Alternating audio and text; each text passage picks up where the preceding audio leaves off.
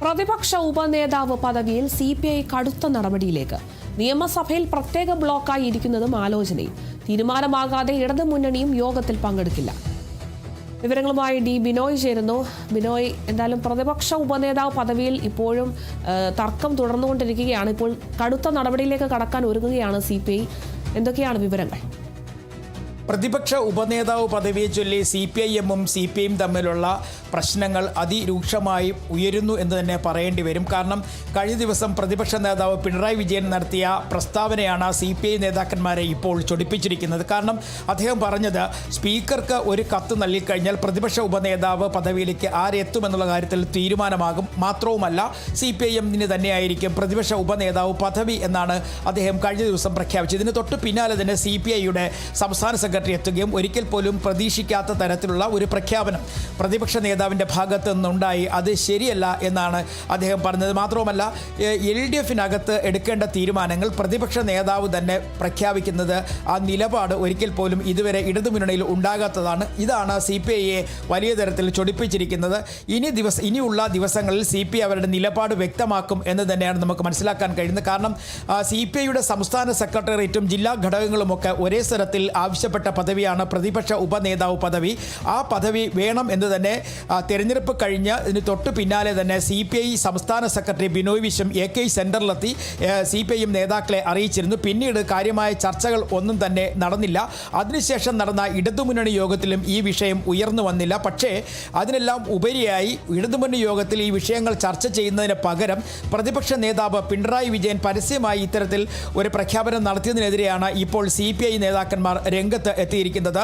ബിനോയ് വിശ്വം മാത്രമല്ല, CPIയുടെ മുതിർന്ന നേതാക്കളെല്ലാം തന്നെ പിണറായി വിജയൻ്റെ ഈ പ്രസ്താവനയ്ക്കെതിരെ വലിയ തരത്തിലുള്ള ഒരു പ്രതിഷേധം അറിയിച്ചിട്ടുണ്ട്. മാത്രവുമല്ല വരും ദിവസങ്ങളിൽ ഇനി ഇടതുമുന്നണി യോഗം ചേർന്ന് കഴിഞ്ഞാൽ യോഗത്തിൽ നിന്ന് വിട്ടുനിൽക്കുന്നതിനെ കുറിച്ച് പോലും CPI ആലോചിച്ചു തുടങ്ങിയിരിക്കുന്നു. ഒപ്പം നിയമസഭാ സമ്മേളനത്തിൽ CPI ഒരു പ്രത്യേക ബ്ലോക്കായി മാറിയിരിക്കുന്നതിനെ കുറിച്ചും ഉള്ള തീരുമാനങ്ങൾക്ക് സാധ്യത ഏറിക്കഴിഞ്ഞിരിക്കുന്നു. കാരണം CPIയെ അത്രയധികം തന്നെ ചൊടിപ്പിച്ചിരിക്കുന്നു.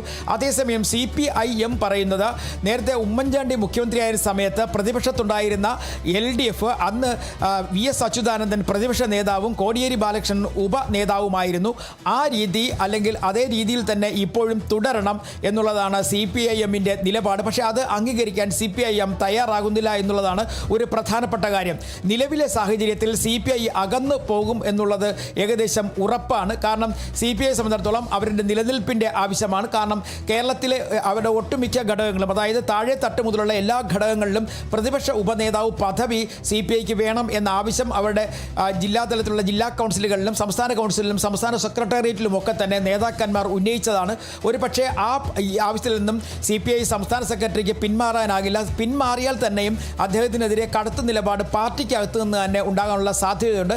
അതുകൊണ്ട് തന്നെ രാഷ്ട്രീയപരമായി CPIM-ഉം CPIയും തമ്മിൽ അകലുന്നുവോ എന്നൊരു ചോദ്യത്തിന് ഏകദേശം അങ്ങനെ തന്നെ പറയേണ്ടി വരും. കാരണം CPIM-ന്റെ നിലപാട് ഇപ്പോൾ പ്രതിപക്ഷ ഉപനേതാവ് പദവി വിട്ടു നൽകില്ല എന്നുള്ളത് തന്നെയാണ്. മാത്രവുമല്ല പിണറായി വിജയന് തൊട്ട് പിന്നാലെ പ്രതിപക്ഷ ഉപനേതാവ് പദവിയിലേക്ക് KN ബാലഗോപാലിനെ എത്തിക്കാൻ തന്നെയാണ് CPIM-ന്റെ സംസ്ഥാന സെക്രട്ടേറിയറ്റിൻ്റെയും സംസ്ഥാന കമ്മിറ്റിയുടെയും ഒക്കെ തീരുമാനം. ആ തീരുമാനമനുസരിച്ചാണ് ഇപ്പോൾ പ്രതിപക്ഷ ഉപനേതാവ് പദവി CPIക്ക് വിട്ടു നൽകില്ല എന്ന് CPIM തീരുമാനിച്ചിരിക്കുന്നത്. ഈ തീരുമാനത്തിൽ CPIM ഉറച്ചു നിൽക്കുകയും ചെയ്യും. CPI ആകട്ടെ മറ്റ് ചർച്ചകളിലേക്കൊന്നും ഇതുവരെയായും പോയിട്ടില്ല. ഒരു പക്ഷേ വീണ്ടും ഇതേ ആവശ്യം തന്നെ CPI LDF-ന് മുന്നിൽ ഉന്നയിക്കാനുള്ള സാധ്യതയുണ്ട്. കഴിഞ്ഞ LDF യോഗത്തിൽ പ്രതിപക്ഷ ഉപനേതാവ് പദവി സംബന്ധിച്ചുള്ള ചർച്ചകൾ ഒന്നും തന്നെ ഉണ്ടായില്ല. പകരം മറ്റു വിഷയങ്ങളാണ് ചർച്ച ചെയ്തിരുന്നത്. എന്നാൽ അതിൽ നിന്നെല്ലാം വ്യത്യസ്തമായി ആ യോഗത്തിൽ എടുക്കാത്ത തീരുമാനത്തിന് വിരുദ്ധമായി പ്രതിപക്ഷ നേതാവ് നടത്തിയ പ്രസ്താവനയാണ് ഇപ്പോൾ CPIയെ ചൊടിപ്പിച്ചിരിക്കുന്നത്. വരും ദിവസങ്ങളിൽ ഒരു പക്ഷേ CPIയുമായി LDF കൺവീനർ ചർച്ച നടത്താനുള്ള സാധ്യത തള്ളിക്കളയാനായില്ല. അത്രയധികം വിമർശനം ആണ് CPIയുടെ ഭാഗത്തു നിന്നും CPIM-നെതിരെ ഉയരുന്നത്. ഒപ്പം തന്നെ പാർട്ടി നിലപാടുകളും അംഗീകരിക്കാത്ത തരത്തിൽ മുന്നോട്ട് പോവുകയും ചെയ്യുന്നുണ്ട്. അതുകൊണ്ട് തന്നെ ഒരു ചർച്ചയുടെ സാധ്യത തള്ളിക്കളയാനാകില്ല. പക്ഷേ ആ സമയത്തും CPI പ്രതിപക്ഷ നേതാവ് പദവി എന്നതിൽ തന്നെ ഉറച്ചു നിൽക്കുമെന്നുള്ളത് ഉറപ്പാണ്. കാരണം അവരെ സംബന്ധിച്ചിടത്തോളം അത് അത്യാവശ്യമായ ഒരു ഘടകമാണ്. പ്രതിപക്ഷത്ത് വെറും ഒരു ഘടകകക്ഷിയായി തുടരുന്നതിനോട് CPIയുടെ പല നേതാക്കന്മാർക്കും താല്പര്യമില്ല. മാത്രവുമല്ല CPIM മറ്റു ഘടകകക്ഷികളുമായി ചേർന്നുകൊണ്ട് പ്രതിപക്ഷ ഉപനേതാവ് പദവി CPM നൽകണം എന്ന തരത്തിൽ ഒരു നീക്കം നടത്തിയിരുന്നു. അതിൽ കേരള കോൺഗ്രസ് എം ഉൾപ്പെടെയുള്ള രാഷ്ട്രീയ പാർട്ടികളുമായി CPIM ചർച്ച നടത്തിയെന്നാണ് CPI നേതാക്കൾ പറയുന്നത്. ഇത്തരത്തിലുള്ള രാഷ്ട്രീയ നീക്കങ്ങൾ ഇടതുമുന്നണിയുടെ ഒരിക്കൽ പോലും അംഗീകരിക്കാനാകാത്ത തരത്തിലുള്ളൊരു നീക്കമാണ്. ഇത്തരം കാര്യങ്ങളൊക്കെ തന്നെയാണ് CPI മുന്നോട്ട് വയ്ക്കുന്നത്. വരും ദിവസങ്ങളിൽ പക്ഷേ ചർച്ചയ്ക്കുള്ള സാധ്യതകൾ ഉണ്ടെങ്കിൽ തന്നെയും CPI പ്രതിപക്ഷ ഉപനേതാവ് എന്ന പദവിയിൽ തന്നെ ഉറച്ചു നിന്ന് വാദിക്കും. ശരി, വ്യക്തമാണ്. കൂടുതൽ വിശദാംശങ്ങൾ നൽകിയത് DB നോയാണ്.